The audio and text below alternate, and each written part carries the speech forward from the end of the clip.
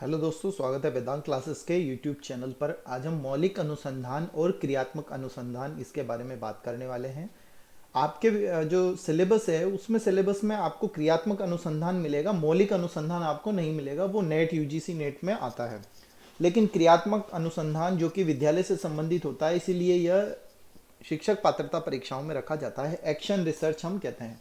Action research का मतलब क्या है, क्रियात्मक अनुसंधान का मतलब क्या है कि एक्शन मतलब कोई समस्या आपके सामने आई, आपको उस पर एक्शन लेना है और रिसर्च भी करना है, लेकिन उसका संबंध केवल विद्यालय से ही संबंधित होना चाहिए। तो सबसे पहले आपको ये देखना है कि इसका अर्थ समझना होगा, संप्रत्यय जानना होगा कि इसका संप्रत्यय क्या है, इसका मतलब क्या है, इसका भावार्थ क्या है। क्रियात्मक अनुसंधान से जो अभिप्राय है वो है अकस्मात पैदा हुई दैनिक जीवन की समस्या का वैज्ञानिक तरीके से समाधान करना। लेकिन समाधान कौन करेगा? या तो शिक्षक करेगा, विद्यालय से संबंधित कोई जो भी व्यक्ति होता है उसके द्वारा ही यह किया जाता है। और बालक विद्यालय से संबंधित ही समस्याएं होती है, दैनिक जीवन की समस्याएं होती है, अकस्मात पैदा होती है। ठीक है। अब आपको मौलिक अनुसंधान और क्रियात्मक अनुसंधान दोनों में अंतर करना है। आज का जो हमारा टॉपिक है ये इन्हीं 4 पॉइंट्स पर बना हुआ है।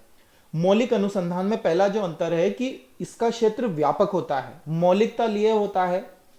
और जो मौलिक वस्तु होती है वो अनुसंधान होता है, उसका क्षेत्र बहुत बड़ा होता है और बहुत विस्तृत होता है। जैसे मान लीजिए मैं कहूँ कि आज जल प्रदूषण पर कार्य करना है, तो ये एक बहुत बड़ा व्यापक है और ये पूरे विश्व में एक समस्या है, तो इसलिए यह मौलिक अनुसंधान के अंतर्गत आएगा।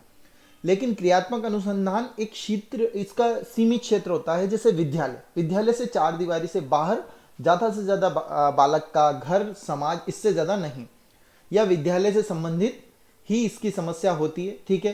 तो क्रियात्मक अनुसंधान का क्षेत्र छोटा और मौलिक अनुसंधान का क्षेत्र बहुत बड़ा होता है। अगली बात करें कि जो मौलिक अनुसंधान होता है उसमें जो शोधकर्ता होते हैं वो साइंटिस्ट, रिसर्च करने वाले स्नातकोत्तर होते हैं। ठीक है। और जो क्रियात्मक अनुसंधान है वो केवल विद्यालय से जुड़े लोगों के द्वारा ही किया जाता है।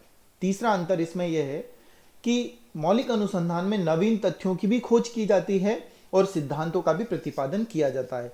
लेकिन विद्यालय में ना तो कोई सिद्धांत काम करना है, न किसी मौलिक अनुसंधान की तरह किसी नई चीज को खोजना है। केवल यहाँ पर विद्यालय से जो व्यवहारिक समस्या होती है, ऐसा नहीं कि आप बालक की समस्या दूर करने के लिए यूएसए जाएंगे, ऐसा नहीं, वो व्यवहारिकता नहीं कहलाएगी। तो केवल व्यवहारिक समस्या का समाधान ही किया जाता है। और चौथा अंतर है, मौलिक अनुसंधान में समस्या किसी भी क्षेत्र से संबंधित हो सकती है। जल प्रदूषण, वायु प्रदूषण, किसी पर्टिकुलर एक व्यक्ति की भी हो सकती है, एक राष्ट्र की भी हो सकती है। लेकिन क्रियात्मक अनुसंधान केवल विद्यालय व उसकी कार्यप्रणाली से ही संबंधित होता है। ये 4 अंतर हमें मुख्यतया याद रखने हैं। अगर इनसे प्रश्न बनता है तो हमारा प्रश्न गलत नहीं होगा। ठीक है। नेक्स्ट वीडियो में हम मिलते हैं जो कि अधिगम पर संबंधित होगा, जिसमें हम अधिगम में स्थानांतरण, अधिगम में पठार और अधिगम में वक्र कैसे बनता है उस पर चर्चा करेंगे। बने रहे हमारे साथ। धन्यवाद।